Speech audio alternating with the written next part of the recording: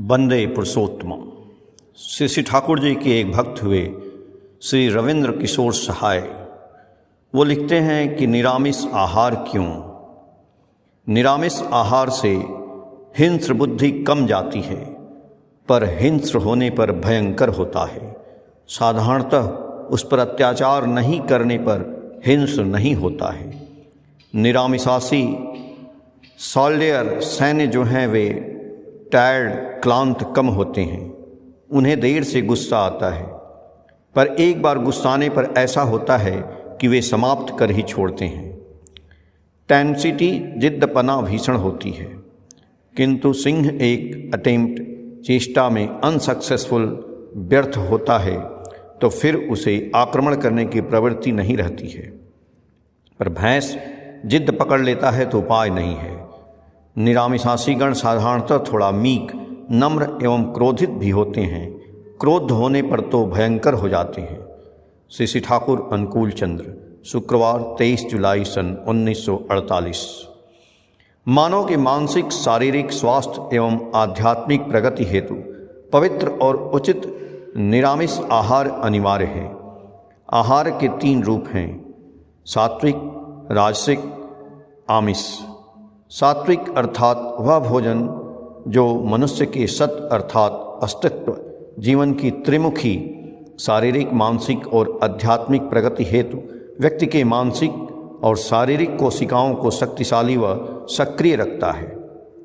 दूसरा, प्रतिदिन के भोजन में अधिक उष्ण, कड़वा, तीता, मीठा, नमकीन, चटपटा, खट्टा, घी एवं तेल से बनी चीज़ें जैसे पूड़ी, कचौड़ी, पुआ, पुलाव तथा शराब, चाय, काफ़ी, कोकीन, चरस, जर्दा, खैनी, बीड़ी, सिगरेट, लाल मिर्च, गांजा, भांग इत्यादि राजसी आहार है। मांस, मछली, अंडा, प्याज, लहसुन प्रधान भोज्य मन एवं शरीर में तामस अर्थात अंधकार रूपी मानसिक एवं शारीरिक रोगों का कारण बनकर आध्यात्मिक जगत में अशांति को बढ़ाता है। पशु के वध किए जाने पर उसमें toxin, an organic poison, Oxford dictionary page number 976, एक प्रकार का जैवीय विष उत्पन्न होता है। और जब उस मांस मछली को भोजन रूप में ग्रहण किया जाता है तो वही विष शरीर के हरेक अंग को प्रदूषित कर देता है। चूँकि पशु की तुलना में मनुष्य के आंत की लंबाई अधिक होती है और इसी कारणवश कटे पशु से उत्पन्न टॉक्सिन मनुष्य के शरीर की कोशिकाओं को बहुत देर तक जहरीला बनाकर नष्ट करता है। विश्वविख्यात तीर्थ क्षेत्र वैद्यनाथ धाम देवघर नगर में अवस्थित सत्संग के प्रवर्तक युग के परम प्रिय श्री ठाकुर अनुकूल चंद्र जी के निम्नलिखित प्रवचन नाना प्रसंगे बंगला खंड 4 से है। मेरी धारणा है कि मांस मछली का भोजन मनुष्य की आयु को घटाता है। वह भोजन शरीर में अधिकाधिक मात्रा में टॉक्सिन की वृद्धि कर कम से कम समय में मनुष्य शरीर की अधिकांश कोशिकाओं को खंडित करता है। उन कोशिकाओं पर चाबुक मारने जैसा प्रहार का प्रभाव पड़ता है। उदाहरण के लिए 15 वर्ष पहले से ही मनुष्य की कोशिकाएं खंडित होने लगती हैं, अर्थात वे कोशिकाएं 20 वर्ष की उम्र में ही टूट जाती हैं। इस प्रकार 15 वर्ष के रफ्तार से मनुष्य की आयु में घटाव होता है। नर्व, स्नायु इस प्रकार शिथिल हो जाते हैं कि मनुष्य की सेंसिटिविटी, संवेदनशीलता लुप्त होने लगती है। फलतः आमिष भोजन करने वाले 40 रोग अर्थात 40 वर्ष की उम्र में ही आँखों की रोशनी में घटाव के शिकार हो जाते हैं।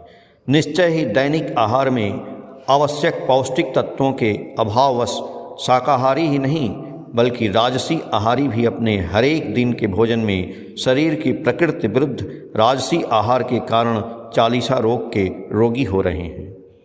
आमिष भोजन किस प्रकार मनुष्य के लिए निषेध योग्य है, यह तथ्य आमिष भोजी पशु की प्रकृति से तुलना करने पर निम्नलिखित रूप में स्पष्ट होता है। आमिष आहारी जीव जीभ द्वारा पीने वाली वस्तु ग्रहण करता है, किंतु गाय, भैंस, बकरी, कबूतर इत्यादि की भांति मनुष्य मुंह लगाकर होठ द्वारा ही पेय पदार्थ ग्रहण करता है। अतः मनुष्य की प्रकृति शाकाहारी है। जन्म के समय सभी आमिष आहारी प्राणियों की आंखें बंद रहती हैं, जबकि शाकाहारी जीव की तरह मनुष्य की आंखों का खुला रहना निश्चय ही सिद्ध करता है कि मनुष्य शाकाहारी प्रकृति का है। मांसाहारी जीव अंधकार में अपना शिकार खोज लेता है, किंतु अन्य निरामिष भोजी की तरह मनुष्य को अंधेरा में कम दिखाई पड़ता है। मांसाहारी जीव संभोग के समय जब मिलते हैं तब उसकी समाप्ति के पूर्व अलग नहीं हो पाते, किंतु शाकाहारी जीव की तरह मनुष्य के साथ ऐसी बात नहीं है। इस कारण भी मनुष्य निरामिष आहारी है। आमिष आहारी जीव में शरीर से पसीना नहीं आता है, किंतु शाकाहारी जीव को पसीना छूटता है। इसलिए मनुष्य की प्रकृति निश्चय ही निरामिष है। यदि आमिष भोजन व्यक्ति के मन और शरीर संबंधी रोग का कारण है, तब देव या देवी स्थान में चिर प्रचलित पशु बलि देने का क्या औचित्य है? इस गंभीर प्रश्न का अनुसरणीय उत्तर निम्नवत है। निरुक्त और पाणिनि 7-5-78 के अनुसार संस्कृत के दृश्य धातु से उत्पन्न पशु का अर्थ है दर्शन, जिसका अर्थ है ज्ञान का बोध। संस्कृत भाषा के बल धातु का अर्थ है प्राणन, अर्घ, पूजा, उत्सर्ग इत्यादि। यहाँ तक कि बलि शब्द के अंग्रेजी रूपांतर सैक्रिफाइस की उत्पत्ति भी सैक्रेड शब्द से है, जिसका अर्थ है टू मेक सैक्रेड, पवित्र करना। इस प्रकार पशु बलि का समुचित अर्थ है मंदिर स्थित देव या देवी के गुणों से अपने आचरण को पवित्र करना। भला यह सहज ही सोचने की बात है कि जो देव देवी हर एक जीव के जीवन का कल्याण चाहते हैं, वह किस प्रकार जीव को मृत रूप देखना पसंद करेंगे। वास्तविकता तो यही है कि इन दिनों जिस रफ्तार से देव या देवी स्थान में आमिष आहारी मांस मछली खाने की अपनी आदत के समर्थन में पशु की हत्या करने और तथाकथित प्रसाद को चढ़ाने जैसा नाटक करने के बाद उसे खाते खिलाते, उसी अनुपात में वे खाने खिलाने वाले भक्त ही उस प्रसाद को खाने के बावजूद स्वयं हृदय, पेट एवं लीवर संबंधी अनेक लाइलाज रोगों से करा ही नहीं, बल्कि कुछ दिनों तक यथासंभव उपचार अवधि में ही दम तोड़ रहे हैं। ऐसा लगता है कि उस मंदिर में प्राण प्रतिष्ठित देव या देवी की मूर्ति उस जीव की हत्या देख शोक संतप्त होकर अपलक दृष्टि से अभिशाप दे रही हो। नहीं तो पशु की बलि देने वाले सभी आमिष आहारी उस प्रसाद को खाकर कभी रोग से छुटकारा पा गए होते। इसीलिए श्री ठाकुर अनुकूल चंद्र जी की वाणी है, व्याधि का अर्थ है विधि के विधान में बाधा देना। प्रवचन तिथि 14/8/1947, आलोचना प्रसंग नवम खंड, पृष्ठ संख्या 92। इस प्रकार विधाता के विधान में बाधा ही व्याधि है। तात्पर्य यह है कि जब कभी किसी न किसी रूप में आमिष अथवा राजसी या निरामिष आहारी द्वारा विधाता के विधान का उल्लंघन होता है, तब ही उस उल्लंघनकारी को रोग दबोच लेता है। मछली खाने के अशुभकारी प्रभाव प्रसंग में श्री ठाकुर अनुकूल चंद्र जी की निम्नलिखित अनुभूति उल्लेखनीय है। श्री ठाकुर जी बोलते हैं कि सोचता था मछली खाकर साधना की जा सकती है या नहीं। मछली खाने पर नाम करते समय ऐसा अनुभव होता था कि मानो राहु ने ग्रास लिया हो। धारा कट जाती थी, किसी तरह भी कॉन्टिन्यूटी क्रमागति बनाए नहीं रखा जा सकता था। फाटिग क्लांति आकर घेर लेती थी। जो मछली नहीं खाता है वह साधारणतः छोटी मोटी बीमारी में वाइटली इंजर्ड गंभीर भाव से क्षतिग्रस्त नहीं होता है। मछली खाने से शरीर में टॉक्सिन विष पैदा होता है। उस चीज़ को मैंने परीक्षा करा कर देखा है। एक जगह कुछ दिनों तक पेशाब जमा होने पर वहाँ के घास जल जाते थे। 6 महीनों तक मछली नहीं खाने पर मैंने देखा कि वैसा पेशाब नहीं होता है। मछली का भोजन एक्टिविटी कर्म दक्षता को नष्ट कर देता है, चिंता का फ्लो प्रवाह धीमा कर देता है। आलोचना प्रसंग भाग 2 पृष्ठ संख्या 264-265। यद्यपि जीव विज्ञान के डार्विन सिद्धांत अनुसार बंदर का ही इवॉल्व विवर्धित रूप मनुष्य है, अर्थात अपनी प्रारंभिक अवस्था में वह बंदर था। भले ही अन्य दृष्टियों से बंदर की अपेक्षा आधुनिक मनुष्य अपने को विशेष रूप से विकसित होने का पुरजोर दावा करता है, किंतु वही मनुष्य उस बंदर के आजीवन निरामिष भोजन ग्रहण करने की प्रवृत्ति का अनुकरण नहीं करता है। निश्चय ही वह मनुष्य पार्शियली आंशिक रूप से ही अपने को विवर्धित कर पाया है। इसी आंशिक विवर्धन का ही उदाहरण है कि उस बंदर की जन्मजात शाकाहारी प्रकृति के विपरीत उपर्युक्त डार्विन सिद्धांत के समर्थक जीवशास्त्री अपवाद को छोड़कर अनेक स्वादजनक मसालों से मांस मछली को तथाकथित स्वादिष्ट बनाकर खाने से बाज नहीं आ रहे हैं। उनकी इस बुरी आदत के प्रभाव से अनपढ़ व गरीब अपवाद को छोड़कर भी मांस मछली खा रहे हैं। भले ही आज का मानव साक्षर से विद्वान तक अपने को बौद्धिक प्राणी रेशनल एनिमल की बात कहकर गौरव का बोध कर रहा हो, किंतु उसका दैनिक आचरण इसी तथ्य का जीवंत गवाह है कि वह मनुष्य होकर भी जानवर से बदतर है। उदाहरण के लिए पशु, जिसमें मनुष्य की तरह भले ही बौद्धिकता नहीं है, किंतु जब उसका पेट भरा रहता है तो वह स्वादिष्ट चारा को भी खाने से मुंह फेर लेता है, जबकि मनुष्य लोभवश पेट में तनिक भोजन नहीं अटने की जगह के बावजूद स्वादिष्ट भोजन को भी खाने से बाज नहीं आता। भले ही अधिक भोजन करने के कारण उत्पन्न अस्वस्थता के उपचार हेतु उसे डॉक्टर महाशय की शरण में क्यों न जाना पड़े। आमिष व राजस आहार को ग्रहण करने का ही प्रभाव है कि साक्षर से विद्वान अरवाद को छोड़कर लोगों में रैशनैलिटी बौद्धिकता की दुर्गति तो यहाँ तक बढ़ गई है कि वह सामूहिक बलात्कार भी करने लगा है। भले ही इस कुकर्म को करने में उसे शर्म नहीं आती हो, किंतु शर्म को अवश्य ही लज्जा होती है, जबकि निरामिष आहारी पशु में सामूहिक बलात्कार करने की भावना शून्य है।